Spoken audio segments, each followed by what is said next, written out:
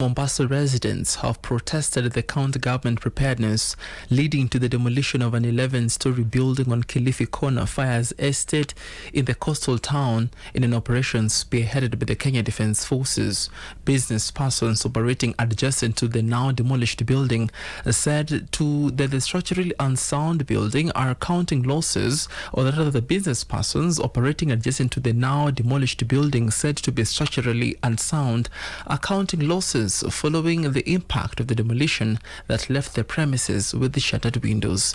The operation involved the use of controlled explosive. Traders that include matatu operators have also decried the cordoning off of a section of roads in the coastal town that led to the closure of the Nyali Bridge. The traders are now calling for compensation, or rather urging for compensation from the Governor Abdul Somar Nasir administration, noting that the exercise has negatively impacted the operations.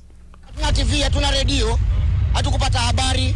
Na sasa wengi wamekuja hapa wameharibu tikiti zao, hawajua wafanye nini. Ukienda Mama Ngina sekondia cheni shilingi 50 huko. Ikiwa sina 50 nitakula wapi?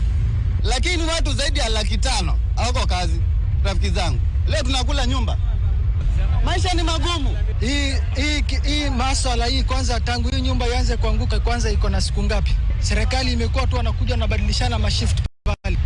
Na pili, mnatupea notice ya 12 hours. Hii ni kitu nilikuwa mafaa kutupea 48 hours ama 70 something pale. Mtueleze, mtuambie tujipange. Jana Jondo naomba waanze kutoka kwa nyumba, wataanza kujipangia wapi? Haya, la pili, maskari wote wako hapa, nani atuchungia vitu kule? Shortly after the demolition, spearheaded by the Mombasa County Government and the Kenya Defence Forces, Governor Nasir hailed the operation, which he touted as successful, as the county government now embarks on an operation of enforcing safety by inspecting constructions compliances. With a very, very intense media campaign to tumewaelezea watu, at least everyone knows where they're not meant to be at a specific time. Preparations are ready. Coast General has already been evacuated. It is now a 0 person inside Coast General. Equally, we have made sure that Mvita portrays patients wengine wameenda huko, but in the unfortunate event of emergencies, we have 17 ambulances stationed across different areas. We have enough fire trucks. This is a very, very calculated demolition. It is what is done, and there was no other way.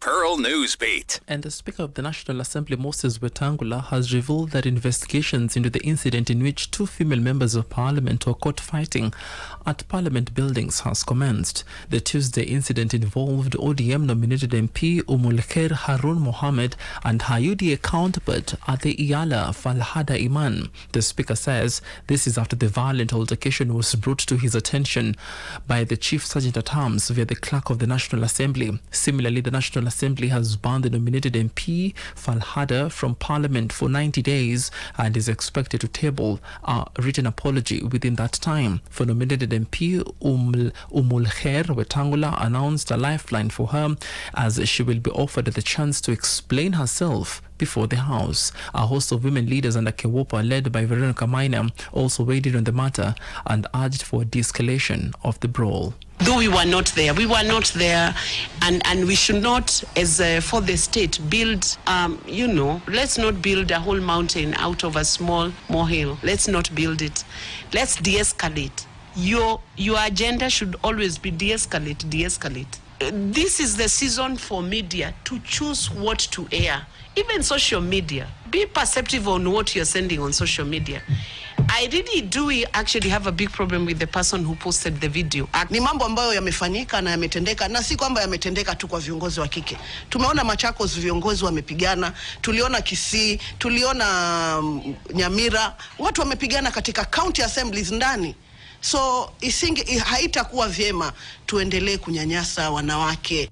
Pearl Newsbeat. A funeral service was shortly disrupted after Mathira Member of Parliament Eric Wamumbi hit at the former Deputy President Rigathi Gachagua for neglecting the deceased woman together with their family, even after pledging to assist the family. Wamumbi, who had taken the podium to address the mourners, took a swipe at the former DP in the funeral held in Kirinyaga, prompting a mob of rowdy youth to storm the podium and cut short his speech. Wamumbi, however, remained undeterred with his speech, leading to chaos and fracas, prompting police intervention. Kifanyiwa kazi na mtu. Hapana, achilia yeye. Wewe umefanyiwa kazi na Mushiru alafu unaachilia yeye. Watoto yake haiko kazi. Kwake hakuna stima. Kama umeshindwa na kusaidia charity, unani mwingine unaweza saidia? Acha niwaambie. Mimi ni wa Mathira, hakuna mahali mnaweza nipeleka. Ukweli kwamba Rigathi Gachagua hajasaidia huyu mama. Na hiyo ndio ukweli. Rigathi Gachagua hajasaidia huyu charity. Na kama amesaidia, akuje aseme hapa amemsaidia na nini. Huyu mama na hajamsaidia na kitu.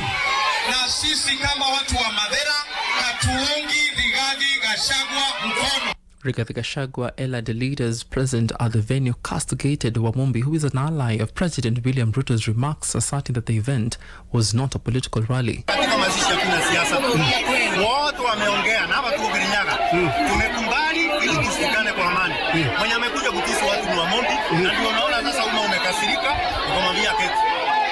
Sika sana marake tumekuja hapa tukaambiwa hakuna siasa kwenye mazishi na Father Paul, na tukakubali sisi kama viongozi tukazungumza tukamaliza. Lakini yule MP wa Mathira yule wa Mungu akachukua microphone. Several mourners lost their property, including shoes, during the commotion. The fracas witnessed today adds to the growing and becoming events occurring in funerals attended by politicians who have been put on notice by both the clergy and the Interior Ministry to keep off politics in church-related events. Pearl Newsbeat. And former employees of the Standard Media Group who were retrenched in the past 2 years have issued a 7-day notice to the Nairobi Regional Police Commander for their intention to hold protests over their outstanding salary arrears. For months, the former employees have accused the media house of failing to honor their salaries after laying them off. The disgruntled former staff presented the letter to the regional commander notifying the police that they will hold protests next week from Tuesday to Thursday. In the letter, the procession will begin at the Airtel offices, then proceed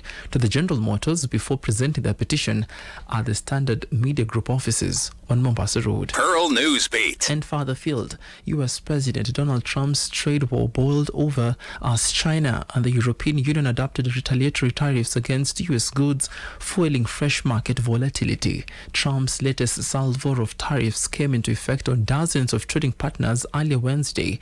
In one of the most serious tests of China-US ties in recent decades, Trump ramped up the duties he had originally prepared for Chinese goods, finally raising them to 104% after Beijing said it would retaliate. Beijing initially planned to impose a 34% tariff on imports of US products from today, but the finance ministry said it will now raise the toll to 84% after Trump hiked his tariff. Washington's move severely damaged the multilateral rules-based trade system. A statement from the US said China also said it would blacklist 6 American AI firms, including Shield AI and the Sierra Nevada Co. Pearl Radio, the home of fresh and classic hits.